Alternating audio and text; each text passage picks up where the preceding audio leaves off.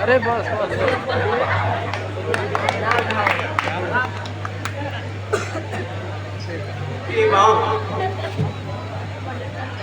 हे माँ, पिताजी कहाँ है?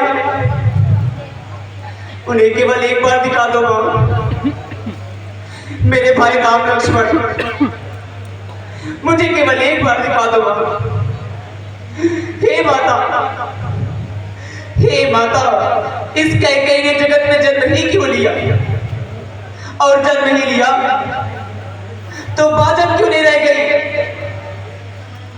जिसने कुल के कलंक, प्रियजनों के द्रोही, कुछ जैसे पुत्र को उत्पन्न किया, जिसके कारण पूरे कुल की यह दशा हो गई माँ, पूरे कुल की यह दशा हो गई।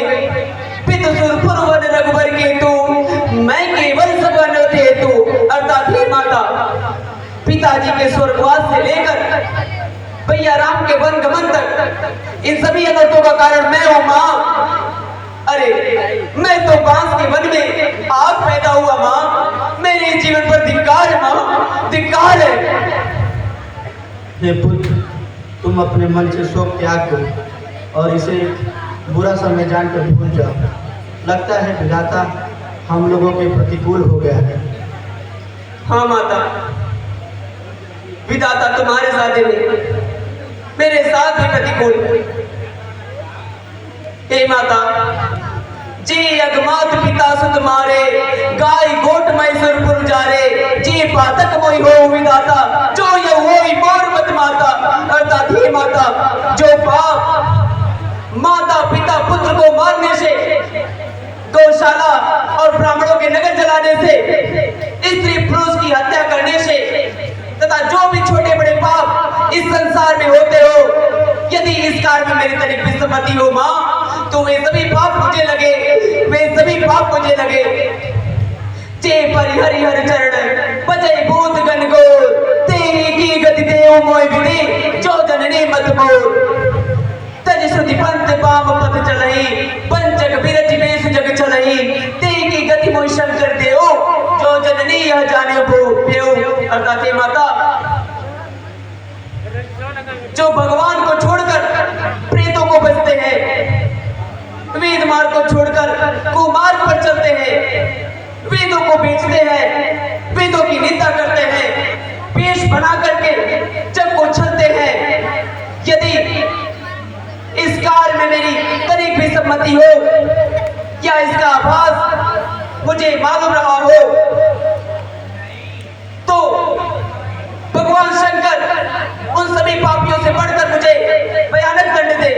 हे माता, इस कार्य के दिए, इस कार्य का जिम्मेदार मैं हूँ माँ, मुझे माफ कर दो, मुझे माफ कर दो। हे पुत्र, तुम ऐसा ना कहो। चंद्रमा चाहे दुष्ट टपकाने लगे या जल में रहने वाले जल से विरक्त क्यों ना हो जाए, परंतु हे पुत्र, तुम धर्म और कर्म से राम के प्रतिकूल कभी नहीं हो सकते। तुम सच्चे हो, तुम सच्चे हो, साक्षी हो मैं, ये समाज क्या उपदेश देगा। हे पुत्र, मध्यवर्ती हूँ। धन्य हो माता, आप धन्य हो। आप जैसी माता सभी को मिले, परंतु हे माता, इस कलंक से समझेगा जगत भरत ने ही ये सारा नाट्य रचाया था। उसने ही राज्य प्राप्ति हित में कैकेयी को भड़काया था। पाया हो यदि स्वप्न में भी ऐ माता यह कपटाचार मुझे, तो जितने दंड विश्व में हैं सब सहित मुझे स्वीकार मुझे।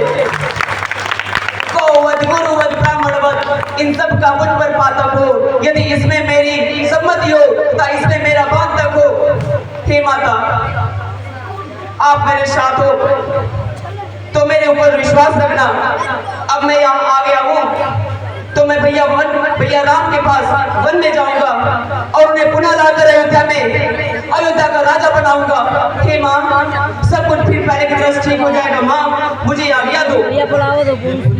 तुम अब धीरज रखो और आगे संपन्न मेरा आशीर्वाद तुम्हारे साथ है। प्रणाम माता। छोटू